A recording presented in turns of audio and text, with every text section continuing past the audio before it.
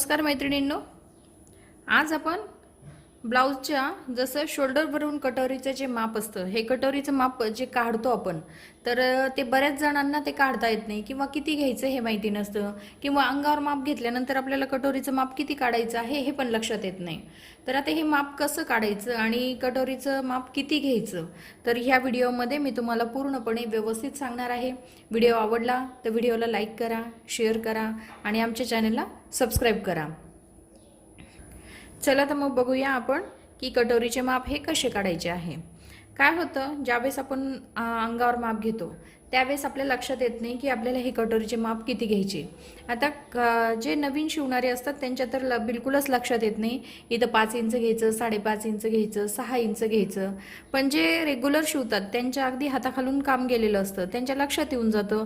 छातीचं माप मोजल्यानंतर कटोरी साधारण एवढा व्यवस्थित बसू शकतो, तर ते त्या पद्धतीने हे कटोरीचं माप काढतात. पण गंमत कशी होऊन जाते, आपल्याला जर व्यवस्थित परफेक्ट माप जर काढायचं असेल तर ते कशा पद्धतीने काढायचं. खूप सोपी पद्धत मी तुम्हाला सांगणार आहे. व्हिडिओ आवडला तर प्लीज लाईक करा, शेअर करा आणि आमच्या चॅनलला सबस्क्राईब करा. आता हे बघा, ज्यावेळेस आपण शोल्डरचे माप काढतो, इथे मी तुम्हाला शोल्डरचे माप कसे काढायचे आहे ते पण मी तुम्हाला सांगितलेलं आहे. आता शोल्डरचे माप काढल्यानंतर इथे इथपासून इथपर्यंत आपल्याला शोल्डर मोजायचे असतात. आता ज्यावेळेस आपल्याला शोल्डरचे माप मोजायचे आहे त्यावेळेस आपल्याला काय करायचं आहे, गळा अगदी व्यवस्थित सरळ व्यवस्थित ठेवायचा, ब्लाऊजची हुक लावून घ्यायची आहे आणि अशा पद्धतीने आपल्याला हे व्यवस्थित गळा ठेवायचा आहे. आपला फ्रंट साईडचा गळा जसा गोल आहे त्याच पद्धतीने आपल्याला ठेवायचा. नंतर इथपासून जसं बाही जी जॉईंट झालेली आहे इथपासून तर दुसऱ्या साईडच्या बाहीपर्यंत आपल्याला हे शोल्डरचे माप काढायचे आहे.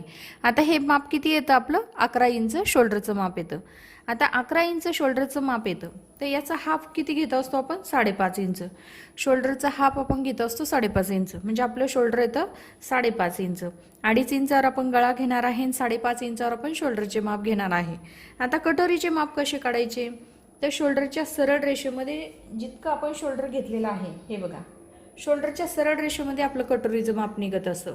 आता कसं करायचं, आता शोल्डर आपलं निघालं 11 इंच, त्याचा हाफ करणार आपण 5.5 इंच, तर इथे ही कटोरी पण आपली 5.5 इंच येत असते. हे बघा, इथे आपल्या कटोरीचे माप पण 5.5 इंच आलेलं आहे. इथे जो गोल राऊंड शेप येतो इथे आपण जॉईंट केलेला आहे, इथे आपल्याला 5.5 इंच येतं. आता हे 5.5 इंच ज्यावेळेस आपलं माप येतं, आपण हे 5.5 इंच आपण ठेवत नसतो, याला कटोरीचा पार्ट जो आहे तो वाढवावा लागतो. आणि कटोरीचा पार्ट कसा वाढवायचा आहे त्याचा पण व्हिडिओ मी अपलोड केलेला आहे, तुम्ही चॅनलमध्ये जाऊन बघू शकता की व्हिडिओ कशा पद्धतीने कटोरीचा पार्ट जो आहे तो कशा पद्धतीने वाढवायचा आहे. तर आता हे बघा, इथे आपली 5.5 इंच आपलं कटोरीचं माप आलेलं आहे. आता हे कटोरीचं माप आपण दुसऱ्या याच्यावर 5.5 इंच टाकून आपण त्याच्यानंतर ही बेसिक आपली कटोरीचं माप राहील आणि त्याच्यानंतर आपण कशा पद्धतीने वाढवतो हे मी तुम्हाला सांगितलेलं आहे. आता जर छातीचे शोल्डरचं जसं छातीचं माप कमी असल्यानंतर शोल्डर पण आपलं आपोआप कमी होतं, शोल्डर कमी आल्यानंतर कटोरीचा पार्ट पण आपोआप कमी झालेला असतो. ज्यावेळेस आपल्या छातीचं माप जास्त असतं, 40 छातीचा 42 छातीचं माप असतं, तर इथे पण छातीचं माप वाढलं जातं. हे शोल्डर पण आपलं थोडंसं 12 इंचावर जातं. शोल्डरचा हाफ आपण करत असतो 6 इंच, इथे कटोरीचं माप पण आपलं 6 इंचावर येतं. जसजसं आपलं छातीचं माप वाढतं तसं शोल्डर पण थोडं थोडं वाढतं आणि जेवढं शोल्डर वाढतं त्या पटीत आपण कटोरीचं जे माप आहे ते बेसिक कटोरीचं माप आपण काढू शकतो. आता हे 5.5 इंच असो, 6 इंच असो, 6.5 इंच असो, हे माप घेतल्यानंतर आपल्याला दुसऱ्या पेपरवर म्हणजे कपड्यावर किंवा पेपरवर, शक्यतो तर पेपरवरही कटिंग करा ते घ्यायचं आणि आपल्याला जसं दोन्ही साईडला आणि खालच्या साईडला कसं कटोरीचं माप वाढवायचं आहे त्याचा व्हिडिओ मी टाकलेला आहे, तो चॅनलमध्ये जाऊन बघू शकता. आता खूप सोप्या पद्धतीने मी तुम्हाला सांगितलेलं आहे. आता ज्यावेळेस आपण ही क्रॉसपट्टी काढतो आणि इथून सरळ रेषेमध्ये आपण इथे जरी माप टाकलं तरी इथे माप जेवढं निघतं, जेवढं शोल्डरचं माप निघतं तिथे सरळ रेषेमध्ये आपलं कटोरीचं माप निघत असतं.